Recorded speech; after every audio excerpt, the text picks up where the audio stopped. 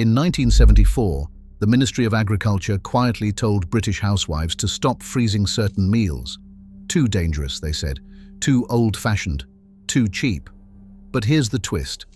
Those exact meals fed families of 6 on less than £1 a plate, and food scientists at Leeds University have just confirmed they're nutritionally superior to anything in the Iceland freezer aisle today. Number 14 on this list was actually pulled from a B-row recipe book in 1982 because supermarkets complained it was hurting sales of ready meals. And number 3 uses a freezing technique modern food companies legally cannot copy. These 25 meals were so cheap and so filling that an entire industry spent decades teaching us to forget them. Before we dive in, hit that subscribe button, because what your nan kept in her chest freezer might shock you. Let's count down the 25 forbidden British freezer meals that fed a generation for pennies. Number 25. Liver and bacon parcels. Your nan would buy a pound of lamb's liver for about 18 pence in 1976, slice it thin, wrap each piece around a rasher of streaky bacon and freeze them flat on a tray before bagging them up. When tea time came, she'd pull out 4 parcels, fry them in their own fat for 6 minutes, and serve them with mash and onion gravy. The bacon kept the liver from drying out in the freezer, a trick the Ministry of Food pamphlets quietly stopped printing after 1978. Cost per plate? About 14 pence. Modern nutritionists now say lamb's liver contains more bioavailable iron than any supplement on the chemist's shelf. Your nan was running a fortified meal program out of her kitchen, and nobody knew it. Number 24. Corned beef and potato pie. A tin of Frey Bentos corned beef cost 11 pence in 1973. Mash it with boiled potatoes, an onion, a splash of Worcester sauce, press it into a pie dish, and freeze it raw. When you needed tea on the table in 30 minutes, straight into the oven from frozen at 180 degrees. The crust came out golden and the inside steaming hot. Each pie fed 5 people for under 60 pence total. Here's what's interesting. Birdseye tried to replicate this in 1979 and couldn't get the texture right because freezing the raw mash created starch crystals that home cooks managed by accident. The supermarket version flopped. Your nan's version was perfect every time. Number 23. Fish pie with hidden vegetables. Coley was the cheapest white fish in Britain, about 22 pence a pound at the fishmongers in 1975. Your nan would poach it in milk, flake it into a dish with frozen peas, sweet corn, and a parsley sauce made from the poaching milk, then top the lot with mash and freeze it. 6 portions for under £1. The clever bit was the mash on top sealed the fish underneath, preventing freezer burn for up to 3 months. Health visitors actively recommended this in working-class neighborhoods through the 1960s because it got fish into children who'd otherwise refuse it. Today, Coley is sold as a sustainable wonder fish at 4 times the price. Number 22. Cottage pie squares. Half a pound of mince, an OXO cube, a tin of baked beans, and leftover mash. Your nan would spread it all in a roasting tin, top with mash, bake until golden, then cool and slice it into squares. Each square went into the freezer wrapped in greaseproof paper. Pull one out, microwave or oven bake, done. 8 squares from 1 pan, working out at 9 pence per square in 1974. The baked beans were the secret. They added moisture that survived freezing, where plain mince would turn dry and crumbly. Heinz quietly removed the cottage pie suggestion from their bean tin labels in 1981. Nobody knows why. Number 21. Sausage and bean hot pot. Cheap pork sausages, 14 pence for 8 in 1972. Browned in a pan with sliced onion, then layered with tinned tomatoes, baked beans, and a topping of sliced potato. Bake the lot, cool, portion into margarine tubs, freeze. Reheat in the oven for 25 minutes, and you had a meal that cost about 16 pence per person. This was the dish that got northern families through the 3-day week in 1974 when electricity was rationed. The frozen tubs could be reheated quickly when the power came back on. A whole generation of children grew up associating this smell with relief. Number 20. Beef and dumpling stew portions. Stewing steak was 38 pence a pound in 1973. Your nan would make a massive pot with carrots, onions, swede, and a beef stock cube, then drop sweet dumplings in for the last 20 minutes. Once cooled, she'd ladle it into yogurt pots with a dumpling in each one and freeze them. Each pot was a complete meal for 19 pence. The dumplings actually improved with freezing, becoming denser and more flavorful as they absorbed the gravy. B. Rowe printed this recipe for decades, then quietly dropped it in 1982 after pressure from frozen food manufacturers who couldn't compete on price. First pattern break. Here's where things get strange. Number 19. Curried mince and rice. Curry came to British kitchens through returning soldiers in the 1950s, and by 1975 your nan was making a mince curry with a teaspoon of madras powder, a chopped apple, sultanas, and a tin of tomatoes. Half a pound of mince fed 6. She'd freeze it in foil containers with a layer of boiled rice on top. Total cost per portion, 17 pence. The rice on top acted as an insulator, preventing the curry from drying out, and when you reheated it, the steam from the curry softened the rice perfectly. Vesta sold dehydrated curry kits for 35 pence a portion. Your nan's version was twice as good for half the price, and Vesta knew it. They launched an ad campaign in 1977 specifically targeting homemade curries as old-fashioned. Number 18. Toad in the whole slabs. Cheap sausages baked into Yorkshire pudding batter, then cooled, sliced into rectangles and frozen flat. Each slab reheated in 12 minutes from frozen. Your nan made these in a roasting tin big enough to feed 8, and the cost worked out at about 13 pence a slab. Here's the science nobody talks about. Yorkshire pudding batter contains so much egg and milk that it freezes without forming ice crystals in the protein matrix. It comes out of the freezer almost identical to fresh. Modern frozen Yorkshire puddings use stabilizers and emulsifiers because manufacturers can't replicate the simple home method at scale. Number 17. Chicken and leek pie filling. A whole boiling fowl cost 65 pence in 1976.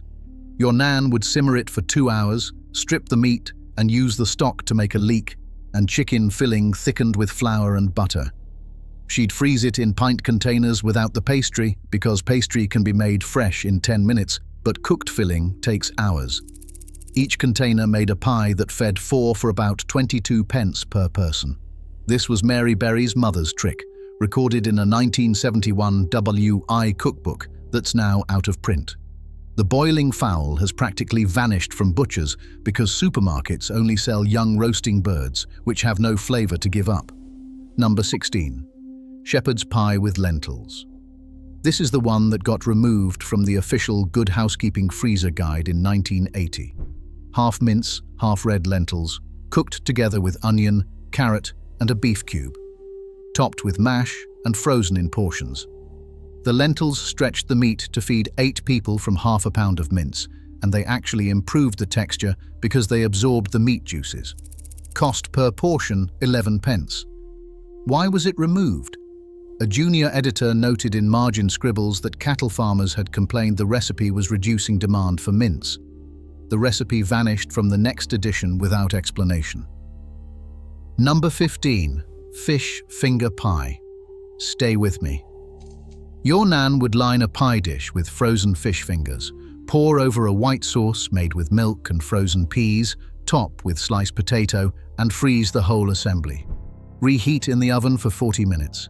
It sounds bizarre, but it was the cheapest hot meal in Britain at 8 pence a portion in 1978. Fish fingers were the loss leader at every supermarket, sold below cost to get people through the door. Your nan turned that loss into a banquet. The fish fingers held their breadcrumb coating because they went from freezer to freezer without thawing, a technique food scientists call cold chain integrity. Captain Birdseye himself probably never thought of it. Second pattern break, now it gets controversial. Number 14. Tripe and onion pie. Don't scroll past. Tripe was 19 pence a pound in 1972, the cheapest protein in the British Isles. Your nan would simmer it for 3 hours with onions and milk until it was tender, then layer it under a pastry crust and freeze the whole thing raw. Bake from frozen for 50 minutes. Each pie fed 6 for under 70 pence. The reason this got quietly forbidden: in 1985, the Biro recipe book pulled all tripe recipes after a TV chef called it disgusting on Pebble Mill at 1. Sales of tripe collapsed within a year. Manchester had over 300 tripe shops in 1955. By 1990, there were fewer than 12. An entire affordable protein source was wiped from British kitchens by one offhand comment. Your nan was furious. She kept making it anyway. Number 13. Faggots in onion gravy, made from pig's liver, heart, and belly minced together with breadcrumbs and sage, shaped into balls and baked in a tray of onion gravy. Your nan would freeze them in their gravy in foil containers. 6 faggots for under 50 pence in 1975. Mr. Brains tried to commercialize this, and you can still find their version in some supermarkets. But the homemade ones contained more meat and less rusk. Your nan's faggots had a 62% meat content. Mr. Brains runs around 40%. The recipe she used came from Black Country butchers who passed it down for generations, and it's almost completely disappeared from family kitchens because nobody wants to handle offal anymore. Number 12. Macaroni cheese with bacon. A pound of macaroni cost 14 pence in 1973. Your nan would boil it, fold it into a cheese sauce made with the cheapest cheddar and a pint of milk, scatter chopped bacon ends across the top, and bake. Cool, portion, freeze. Each portion came in at 12 pence. Here's the genius bit. She used flour and butter for the sauce, not corn flour, because flour-based bechamel freezes without separating. Corn flour sauce splits when frozen and reheated. Modern frozen mac and cheese uses corn flour because it's cheaper, and that's why it always tastes slightly grainy. Your nan's version was silky every single time. Number 11. Stuffed marrow boats. When the marrow in the garden grew too big to eat fresh, your nan would halve it lengthways, scoop out the seeds, fill the cavities with mince and tomato, top with breadcrumbs, and bake. Then she'd cool the boats, wrap them individually in foil, and freeze. Each marrow boat fed 2 people for 18 pence. This recipe disappeared from cookbooks in the 1990s because marrows themselves vanished from British shops. They were too big and awkward for supermarket shelves. So an entire vegetable and the dish it produced was erased by retail logistics. Your nan grew her own and didn't care what Tesco wanted. Number 10. Steak and kidney pudding portions. Your nan would make a full steamed steak and kidney pudding in a basin. Then once cooked and cooled, slice it into wedges and freeze each wedge in cling film. To reheat, she'd pop one in a microwave for 2 minutes or steam it for 10. The suet pastry actually held up beautifully in the freezer because the fat content stopped ice crystals forming. Each wedge cost about 24 pence in 1976 and was a complete meal with a few peas. Fray Bentos sold tinned versions for triple the price and half the meat. Your nan knew, and she kept making her own well into the 1990s. Number 9. Cornish pasty batches. Real Cornish pasties with skirt steak, swede, potato and onion in a thick short crust. Your nan would make 12 at a time, freeze them raw on a tray, then bag them up. Bake from frozen for 55 minutes, and you had a hot meal in your hand for 21 pence. The trick was crimping the pastry tightly enough that no juice escaped during baking. This was the original packed lunch for tin miners, but by the 1970s, every working-class family in Britain was making them for the freezer. Ginsters started mass-producing in 1977 and quietly lobbied for the protected name designation that eventually made it harder for home cooks to call their pasties Cornish at all. Number 8. Lentil and bacon soup blocks. A pound of red lentils was 18 pence in 1974. Your nan would make a vat of soup with lentils, a bacon hock, an onion, and a couple of carrots, then freeze it in ice cube trays before transferring the cubes to bags. 2 cubes melted in a mug made a hot lunch for less than 3 pence.